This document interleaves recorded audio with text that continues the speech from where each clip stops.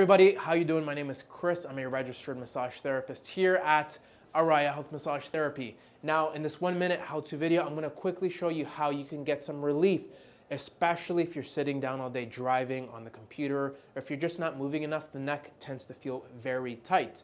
Now you're going to take a towel, wrap it around your shoulders, and you're going to kind of corkscrew your neck into this funny looking position. This pressure is pulling down, this pressure is twisting. It looks a little funny. You're going to do this a few times, and funny enough, if you do this correctly, very light, medium pressure, your neck is going to naturally want to adjust itself and move in directions that you're not typically doing when you're sitting like this in front of the computer.